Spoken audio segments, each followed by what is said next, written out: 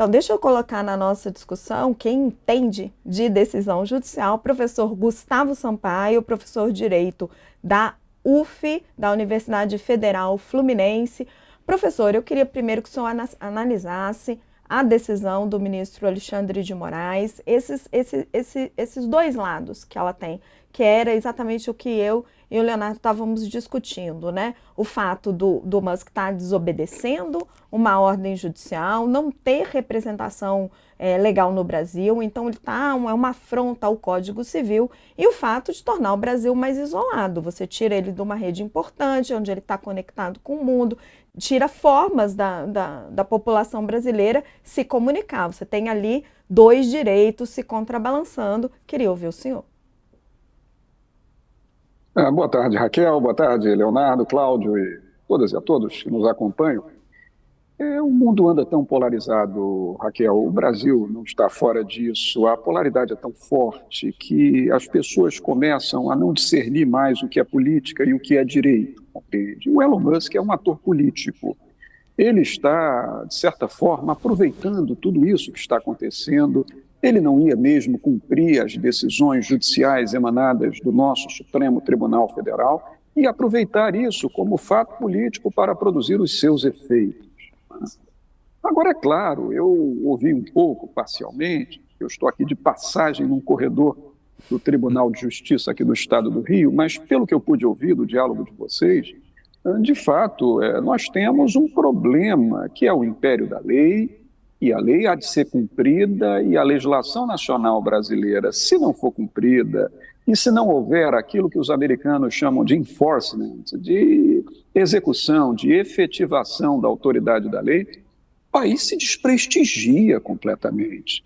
Veja que Elon Musk já não estava pagando as multas que foram impostas recentemente pelo Supremo Tribunal Federal, recebeu novas imposições também recentemente, e a partir de um dado momento decidiu retirar os escritórios de representação da empresa sua aqui no Brasil, violando expressamente não só o Marco Civil da internet, como, Raquel, muitos têm dito, muitos têm lembrado do Marco Civil da internet de 2014, que de fato tem uma expressa disposição que diz que empresas estrangeiras que trafegam informação via eletrônica devem ter sede social no Brasil, mas também o próprio Código Civil brasileiro, que é de 2002, nos seus artigos 1134, Raquel, e 1138, exige que qualquer empresa internacional, para operacionalizar suas atividades no Brasil,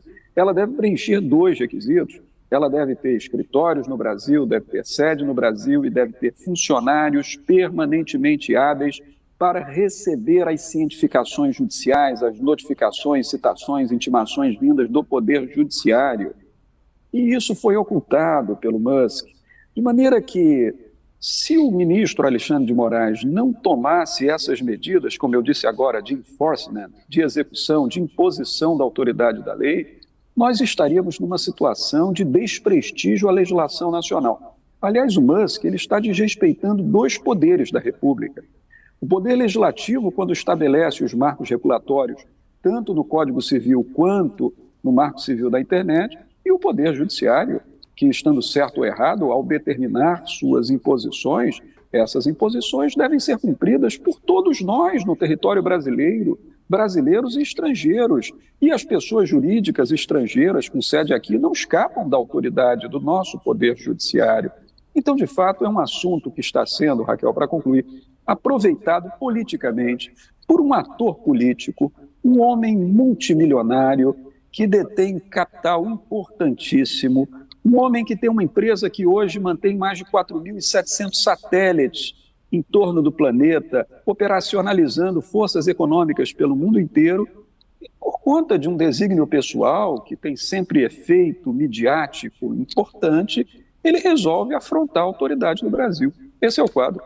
Queria trazer para o senhor, professor, muito obrigado pela clareza das explicações, mais 2 pontos. A decisão do ministro traz também multa de R$50 mil para o usuário que descumprir e utilizar a chamada VPN, né, para acessar a rede. Faz sentido para o senhor?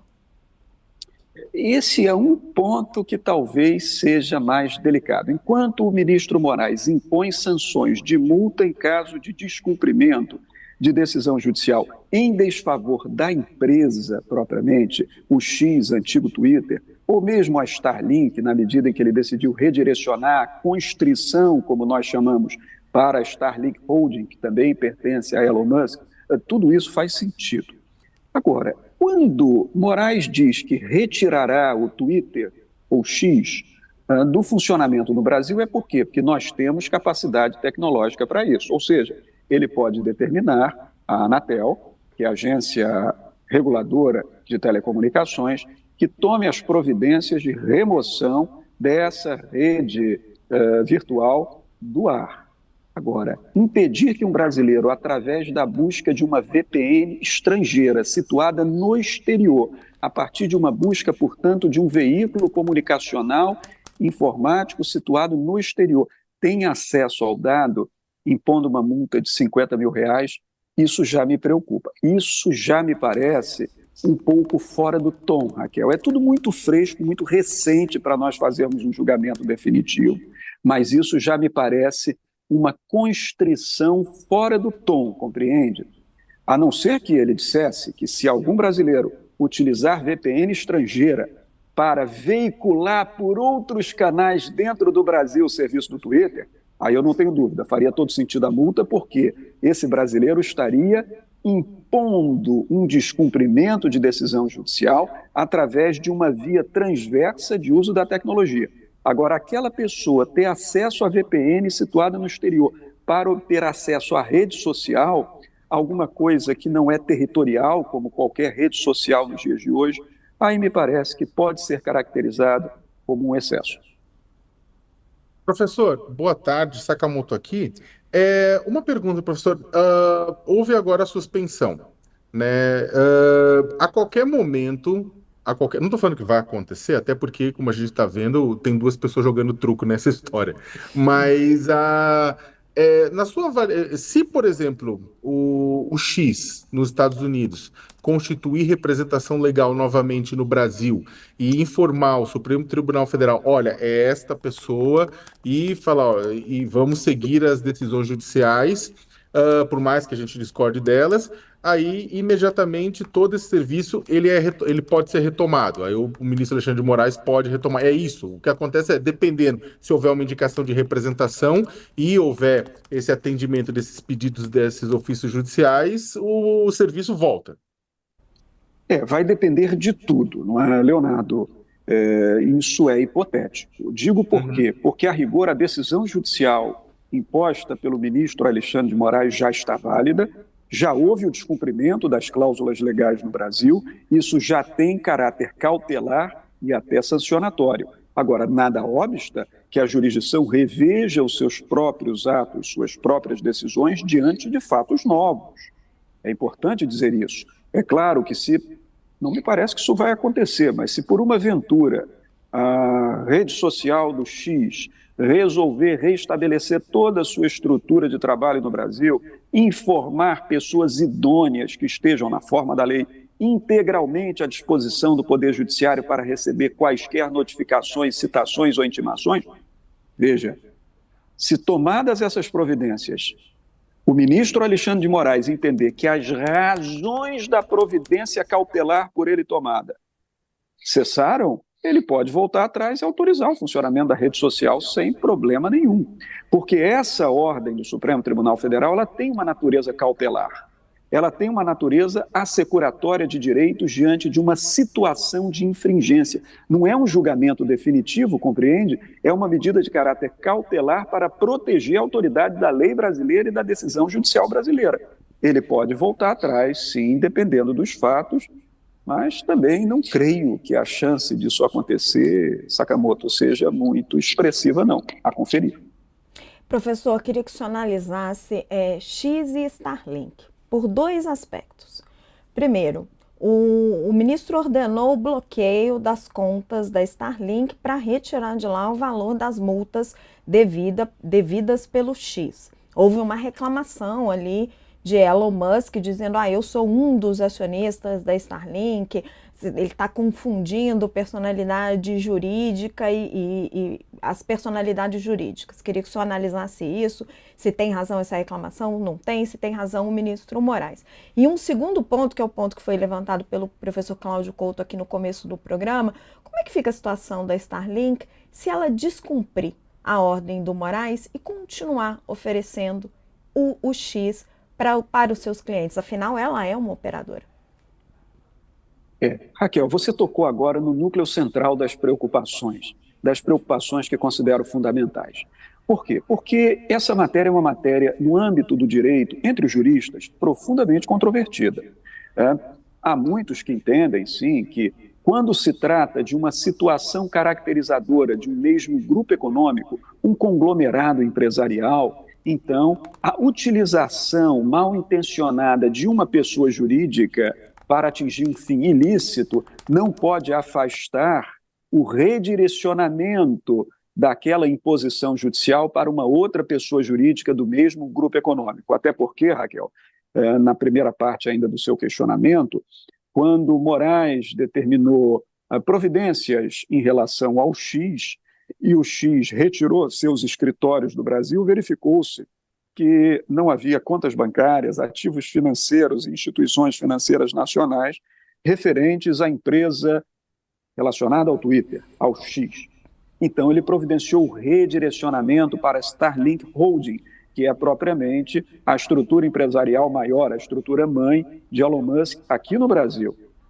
Empresa essa que tem, essa sim, aplicações financeiras em bancos sediados no Brasil, ativos financeiros que podem ser utilizados para satisfazer o crédito das multas impostas pelo Poder Judiciário. Então, veja, a matéria é dividida, há juristas que entendem que essa nova medida, esse redirecionamento é possível, há juristas que entendem que esse redirecionamento não é possível, a decisão é monocrática do ministro Alexandre de Moraes, e eu antecipo o óbvio, quem vai dizer, afinal, se pode ou não pode, é, portanto, o colegiado do Supremo Tribunal Federal. Nós teremos que acompanhar isso. Agora, em relação à Starlink Holding, eu tenho até, claro, a te dizer que se ela, de alguma forma, usar a sua estrutura para recolocação do Twitter em funcionamento, isso importa descumprimento de decisão judicial, passível da imposição de todas as sanções previstas em lei. Mas, por último, Raquel, eu devo dizer que a minha preocupação maior é sobre a Starlink em si, alguma coisa que se tem falado pouco no Brasil. Eu tenho medo que uma reação de Elon Musk faça com que a Starlink pare de funcionar no Brasil em relação aos seus serviços de transmissão de sinal e antena, porque isso poderia gerar um resultado econômico catastrófico para o país. Você sabe, a Starlink ela disponibilizou serviço de antena e transmissão de dados no Brasil e hoje uma grande parte do agronegócio brasileiro, por exemplo, naquelas grandes fazendas do Centro-Oeste, produtoras de soja, algodão, etc., utilizam o serviço de antena da Starlink para funcionalizar os seus tratores, as suas máquinas de colheita. Uma parte da navegação de cabotagem, da navegação marítima internacional do Brasil, usa as antenas da Starlink para direcionamento em alto mar, compreende? Então, existe hoje um setor da economia nacional que está dependendo desse serviço, que se baseia na órbita de mais de 4.700 satélites lançados pelo próprio Elon Musk nos últimos anos. Então, eu não sei. O meu medo é de natureza consequencialista. Eu tenho receio da consequência de uma decisão judicial, de uma rechaça de Elon Musk, no sentido de sobrestar o funcionamento da Starlink no Brasil, causando um dano severo à economia nacional. Todavia, por fim, o Brasil também não pode se curvar a isso. O país não pode renunciar à autoridade da sua legislação e renunciar à autoridade das suas decisões judiciais para satisfazer as pequenas vontades e caprichos de um empresário bilionário. É preciso calcular muito bem pesos e medidas nesse caso. Em relação à Starlink, parece que ele foi no sentido contrário, né? Porque a Starlink soltou um comunicado dizendo que, apesar das contas bloqueadas, iria oferecer os serviços de graça aos clientes, né?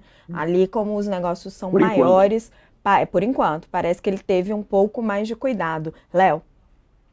Professor, com relação à questão das decisões, e aí acho que tem um ponto que é o seguinte, Por exemplo, nessa questão da responsabilização da Starlink pelo o X, né, partindo do pressuposto que temos o mesmo proprietário, o mesmo grupo, mesma vinculação econômica, é, o senhor mesmo colocou, e o senhor lembrou que isso vai, claro, passar pelo Pleno do Supremo, né, para tomar qualquer decisão. Mas agora eu estava pensando com os meus botões o seguinte: determinadas decisões, por exemplo, se o Supremo toma uma decisão, o plenário toma uma decisão falando, não, olha, está correta essa responsabilização neste caso, tudo bem que não é exatamente um leading case, mas isso pode, na verdade, servir como a criação de um precedente para outros julgamentos dentro do Brasil. Isso vai ser considerado, ou seja, essa possibilidade de criar um precedente vai ser considerado pelos outros ministros? Veja, vai ser considerado, Sakamoto, e também precedentes assim já há em outras searas. Por exemplo, em matéria trabalhista, que é uma matéria muito sensível, porque envolve a sobrevida do trabalhador, um direito alimentar ao salário, já há jurisprudência no sentido da possibilidade do redirecionamento daquela cobrança, daquela execução de uma empresa para outra empresa do mesmo grupo econômico quando há prova de fraude. Em outras áreas também, por exemplo, em matéria tributária, não é? Em matéria tributária, cobrança de tributos, quando a empresa frauda a sua atuação para não pagar tributos ao Estado, já há precedente no sentido do redirecionamento. Então, não se trata de uma novidade, se trata de uma controvérsia, porque há tribunais num sentido, há tribunais noutro, há órgãos de um mesmo tribunal num sentido ou noutro. Apenas nessa seara específica, redirecionamento para a cobrança de multa, isso vai ter um caráter um pouco inovador. Por quê? Quando uma pessoa jurídica é condenada a pagar uma multa diária pelo descumprimento de uma decisão judicial, o que ela tem que fazer? Pagar a multa. Se ela não o fizer, lá na frente, aquele crédito do poder público é inscrito em dívida ativa e mais à frente ainda é movido uma execução fiscal, como se fosse a execução fiscal de um tributo, compreende? Mesmo não sendo, para forçar aquela instituição a pagar o que ela deve ao poder público. Então, eu falaria que no âmbito do Supremo Tribunal Federal, para não correr o risco de errar, nós teremos um precedente, não propriamente jurisprudência, que hoje se fala com muita facilidade em jurisprudência, mas jurisprudência é outra coisa. Jurisprudência é consolidação ao longo do tempo de muitas decisões judiciais no idêntico sentido. Eu acho que você achou a palavra adequada. Seria a formação de um precedente no Supremo Tribunal Federal, a partir do qual, Sakamoto, se poderá consolidar jurisprudência no futuro próximo no Brasil, flexibilizando as regras de redirecionamento e colocando, portanto, na sujeição passiva de uma cobrança empresas de um mesmo grupo econômico.